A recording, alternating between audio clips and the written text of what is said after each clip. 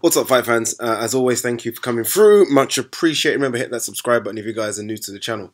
I just watched a Tony Bellew interview, and I could listen to Tony Bellew for hours. I kid you not. Tony Bellew needs to have a podcast because he doesn't just talk about boxing. He talks about law. He talks about so much stuff, criminal activities. Go on his Twitter page. Tony Bellew talks a lot. And it's just fantastic. And not only that, but now and again he does these fan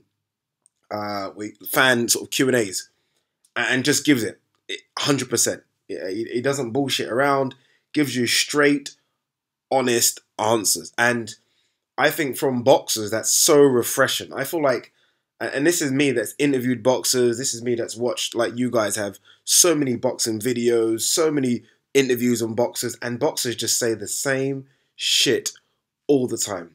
You ask a boxer, who do you want to fight next? I've done it. Me and my team are going to go and discuss it with the promoter, and, anyone can get it. And I feel like that's just a mundane, boring answer.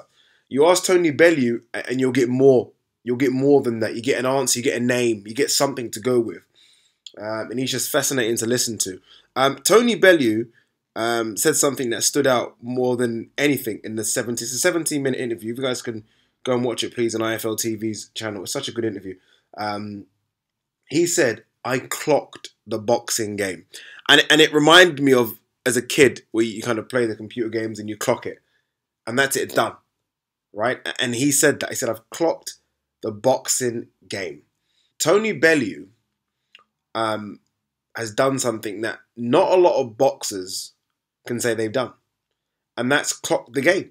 Right? And what's clocking the game? To me, clocking the game is a couple of things. It isn't just winning the world title. I don't think that's clocking the game, because I think you can do that and you can still relatively be unknown.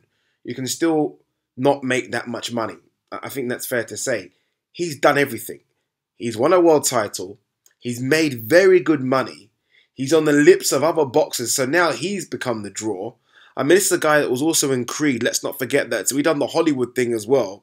I remember watching Tony Bellew against, what's that kid's name? I think it's Bob Ajisaf or Bob Asijaf. And he was fighting at some swanky place in London. I think Mayfair or something. And it was one of those places, very small, like almost like a casino floor, tiny though, where everyone is kind of wearing bow ties, kind of a dinner event.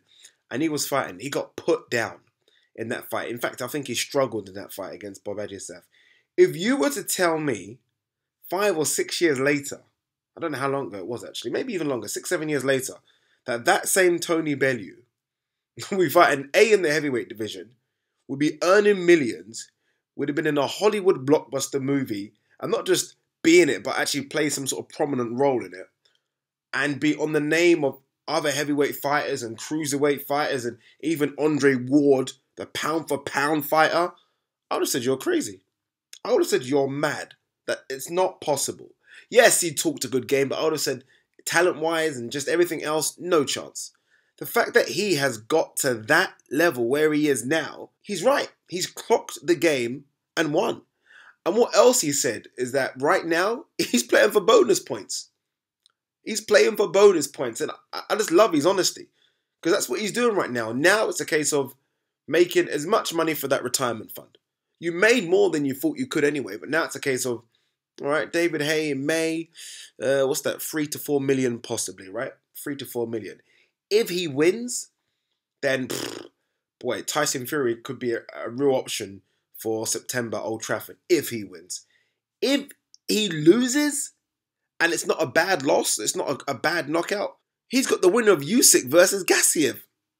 He's definitely got that. He can cash that WBC belt that he's got in anytime he wants. Remember, he's champion emeritus. He can cash that belt in when he wants. Tony Bellew, my friend, has clocked the game. And I just somehow don't know how he's done it. I wish he can give me the secret. But well done to him.